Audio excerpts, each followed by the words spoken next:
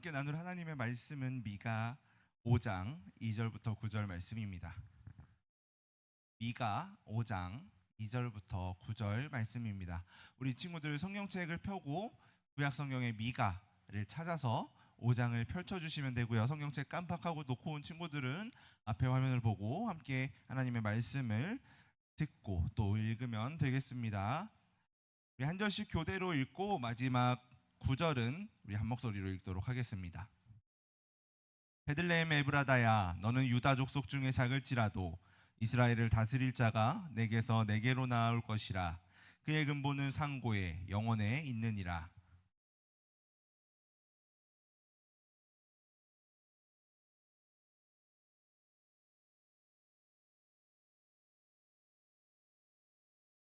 그가 여호와의 능력과 그의 하나님 여호와의 이름의 위엄을 의지하고 서서 목축하니 그들이 거주할 것이라. 이제 그가 창대하여 땅끝까지 미치리라.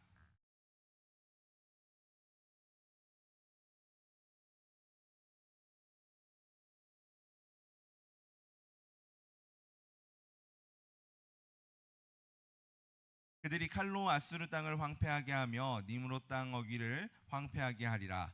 아수르 사람이 우리 땅에 들어와서 우리 지경을 밟을 때에는 그가 우리를 그에게서 건져내리라.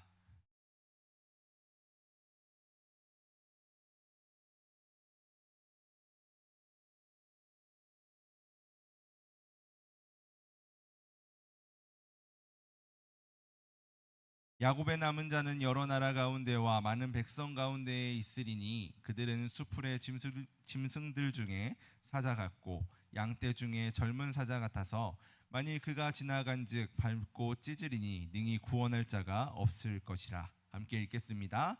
내 손이 내 대적들 위에 들려서 내 모든 원수를 진멸하기를 바라노라. 아멘. 반갑습니다. 우리 제목을 한번 같이 읽어볼까요? 시작. 작은 베들레헴 큰 통치.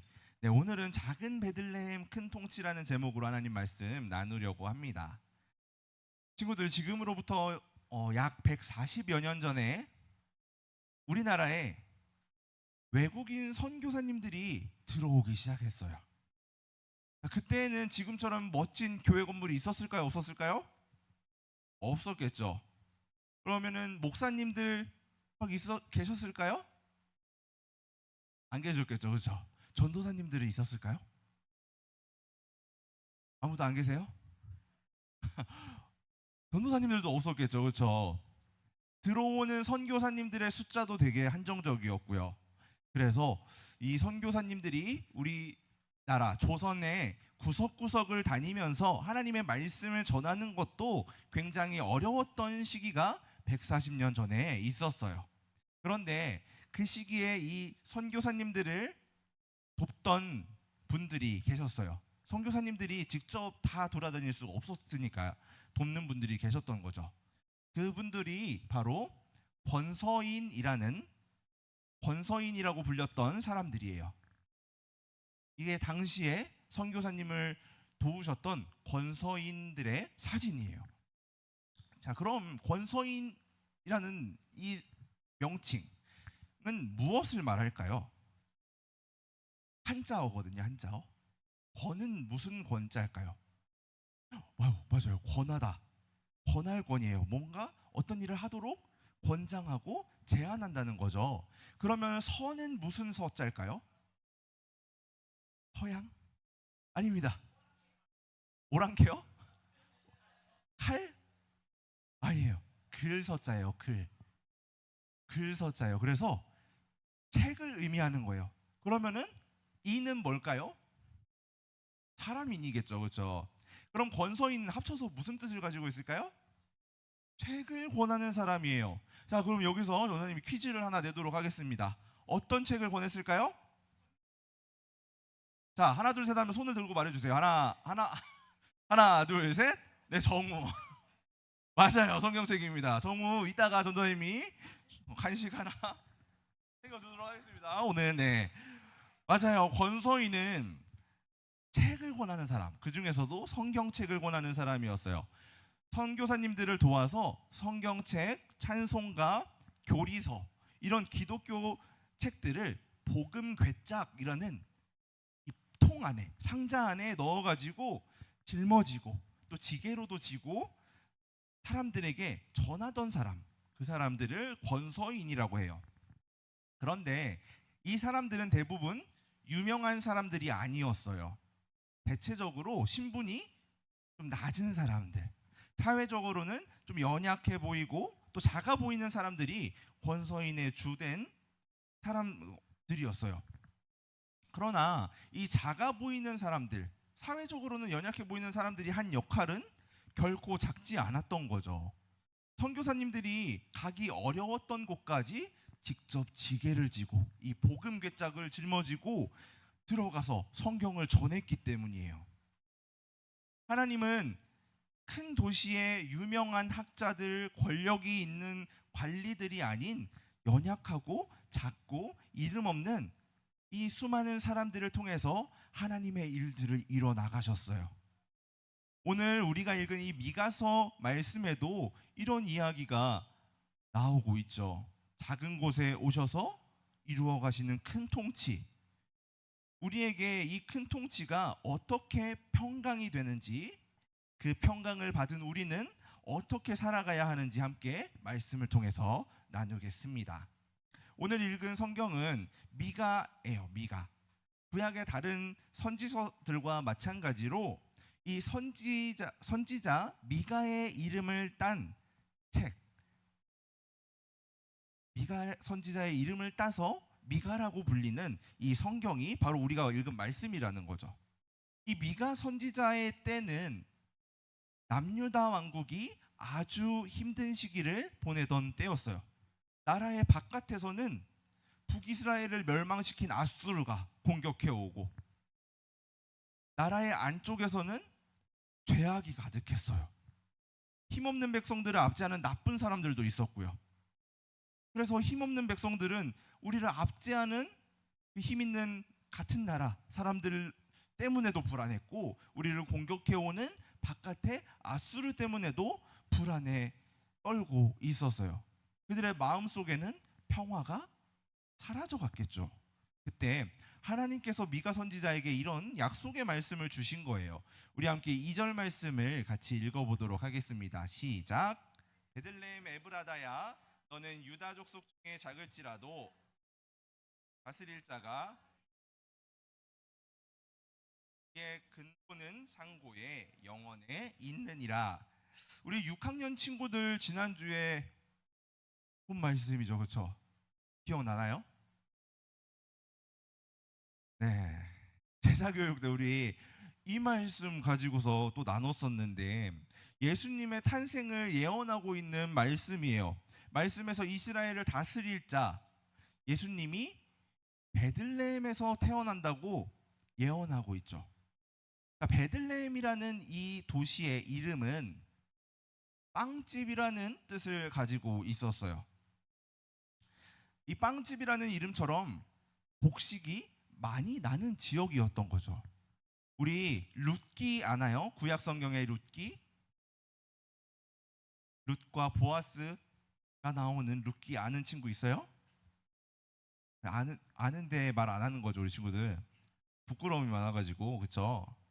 룻기를 보면 이 나오미와 룻이 베들레헴으로 돌아와서 생계를 이어나가기 위해 이삭을 줍던 곳, 바로 베들레헴이죠. 그래서 이때는 이 이삭을 줍는 장면이 나오는데, 이걸 보면은 아주 먼 옛날부터 곡식이 아주 풍부한 농업이 발달한 그런 곳이었던 것 같아요.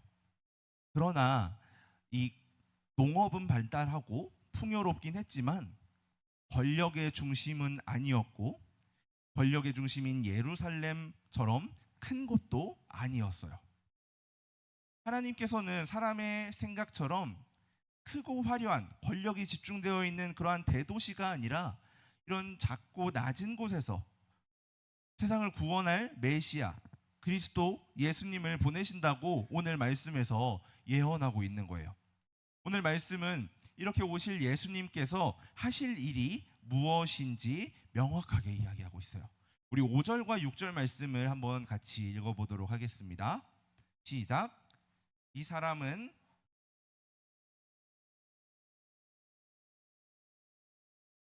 밟을 때에는 일곱 나와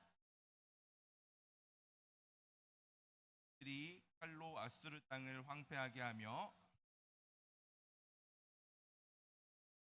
아수르 사람이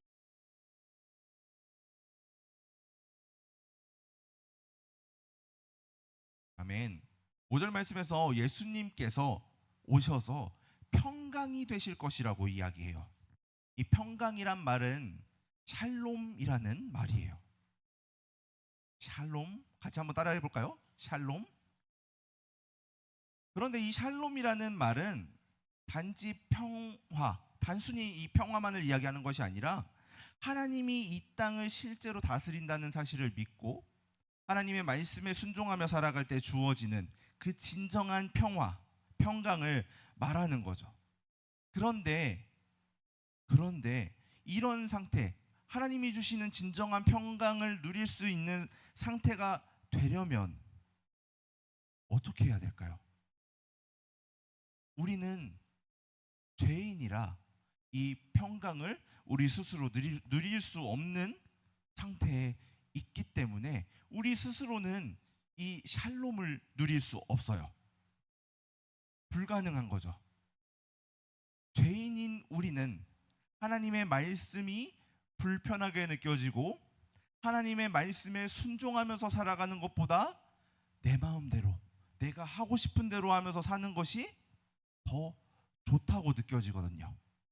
다시 말해서 샬롬은 하나님과 올바른 관계일 때 우리가 누릴 수 있는 평화인데 우리는 하나님과 올바른 관계가 아니에요. 왜요? 우리에게 뭐가 있어서? 죄가 있어서. 죄 때문에 하나님과의 관계가 깨어졌기 때문에 우리는 샬롬을 누릴 수 없는 거예요. 그런데 이것을 가능하게 할 분이 바로 누구라고요? 예수님이라고 5절이 이야기하는 거죠. 이미 이야기한 것처럼 미가 시대는 너무나 어려움이 많았던 시기였어요. 나라 내부에도 죄가 너무나 많았고 외부에는 아수르라는 강한 적이 있어요. 그런데 6절에서는 그가 우리를 건져내리라, 평안을 주시는, 평강을 주시는 그분이 우리를 이러한 위협으로부터 건져내실 거라고 얘기하시는 거예요. 바로 우리가 샬롬을 누릴 수 있도록 하시는 예수님께서 우리를 죄로부터, 어려움들로부터 구원하시고 우리를 보호하신다는 약속도 오늘 말씀 가운데 있는 거죠. 우리 친구들에게는 이런 아수르 같은 어려움이 있나요? 미가 시대의 남유다 왕국이 느끼고 있는 이 불안감, 어려움, 내 주원이가 있다고 하는 것 같은데 없어요?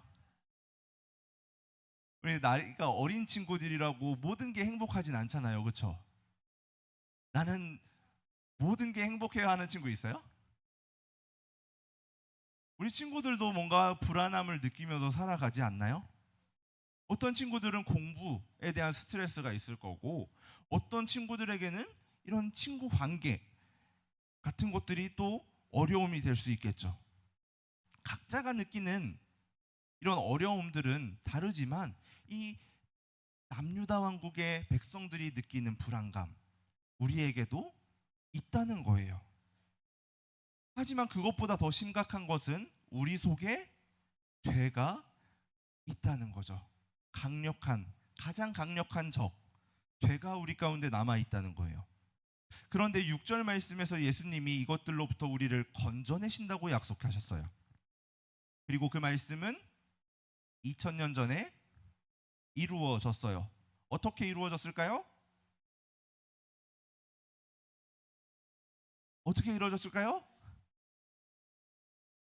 누가 평강을 주신다고요? 예수님. 친구들, 예수님. 누가 평강을 주신다고요? 그래요. 우리 이 대답이 안 나왔으면 전도사님 처음부터 다시 설교할 뻔했어요, 지금. 예수님이 우리에게 평강을 주신다고요. 예수님께서 이러한 문제들을 우리의 아수르, 우리의 죄를 해결하시기 위해서 십자가를 지셨어요. 십자가에서 우리의 모든 문제, 우리의 죄, 이것들과 싸워서 승리하셨어요. 그리고 예수님께서 부활하심으로 그 승리가 우리의 것이 될 수 있게 하셨어요. 샬롬을 회복시키신 거죠. 우리가 예수님께서 하신 것을 믿기만 하면요. 그럼 이 놀라운 샬롬, 이 샬롬을 선물 받은 우리는 이제 어떻게 살아가야 할까요? 샬롬을 선물 받았대요. 아, 정말 다행이다. 아, 이제 구원받았으니까 됐어 하고 살면 될까요? 나만 구원받았으니까 됐지 뭐.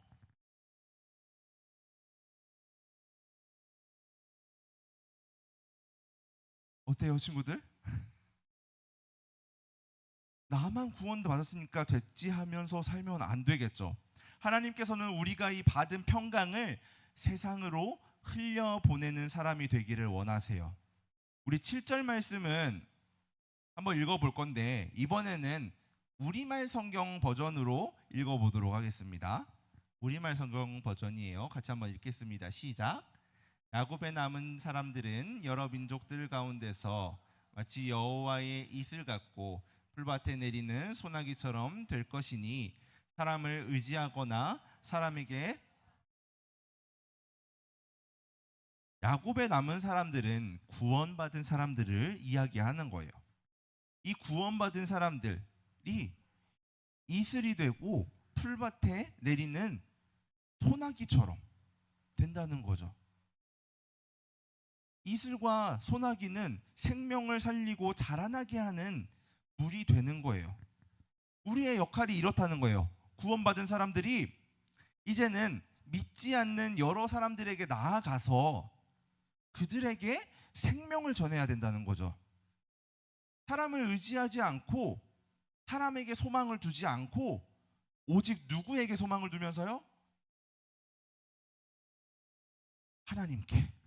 하나님께 소망을 두면서요. 친구들, 교회는 단순히 건물이 아니에요. 진짜 교회는 예수님을 믿고 구원받은 사람들이 모인, 머리 대신 그리스도와 몸된 성도들, 믿는 사람들이 모여서 이루어진 연합체예요. 자, 그렇다면 몸은 뭐의 지시를 받아서 움직이나요? 몸은 머리의 지시를 받아서 움직이죠. 그럼 우리의 머리가 누가 되신다고요? 예수님. 우리의 머리이신 예수님의 뜻대로 순종하면서 움직여야 된다는 거예요. 머리 되신 예수님의 그 뜻이 바로 세상 가운데 예수님이 허락하신 이 평강, 복음을 전하는 거예요. 그런데 이렇게 예수님의 말씀을 우리가 나가서 전하다 보면 세상의 잘못된 가치관, 죄의 유혹과 같은 어려움들이 우리를 공격하기도 해요. 예수님을 낮게 평가하고 우리가 믿는 것보다 돈이 중요하다, 성공이 중요하다라고 우리를 공격할 수도 있어요. 그러나 우리는 8절 말씀에서처럼, 8절 말씀의 사자처럼 용기 있고 담대하게 나에게는 예수님이 가장 중요해 라고 고백할 수 있어야 돼요. 이슬과 풀밭의 빛처럼 세상에 사랑과 평강을 전하고, 사자처럼 복음의 진리를 지키면서 굳건하게 서는 것, 이것이 예수님을 닮아가는 교회, 또 우리 믿는 사람들 각자가 가져야 할 모습이에요. 사랑하는 초등부 친구들, 140년 전에 세상의 눈으로 볼 때 정말 작고 연약했던 사람들, 권서인들을 통해서 하나님은 이 땅에, 이 한국 땅에 복음이 퍼지게 하셨어요. 그리고 2000년 전에는 하나님이 이 작은 베들레헴, 오늘 미가서의 말씀에 예언됐던 말씀대로 작은 베들레헴에 위대한 왕을 보내주셨어요. 그리고 그 왕이 우리의 왕이 되셨어요. 혹시 지금 스스로가 난 아직 작고 부족하고 연약해서 아직 아무것도 할 수 없어요 라고 여기는 친구들이 있나요? 괜찮아요. 하나님은 바로 그 작은 우리를 통해서 일하시기를 기뻐하세요. 자격이 없다고 생각하는 친구들 괜찮아요. 이미 예수님께서 우리를 위해 십자가에서 모두 해결하셨어요. 우리는 믿음으로 진정한 평화, 평강, 샬롬을 누리게 된 거예요. 그래서 우리는 이미 충분히 할 수 있는 자격을 갖게 됐어요. 이제 자격을 가진 우리에게는 사명이 생겼어요. 세상을 향해 나아가야 돼요. 이슬처럼, 풀밭에 내리는 비처럼 가족들에게, 친구들에게 하나님의 사랑과 샬롬을 전하는 거예요. 작은 베들레헴에서 시작된 예수님의 이 큰 통치와 샬롬이 오늘 우리 초등부 친구들의 삶을 통해 이 세상 끝까지 흘러넘치기를 예수님의 이름으로 간절히 소망합니다.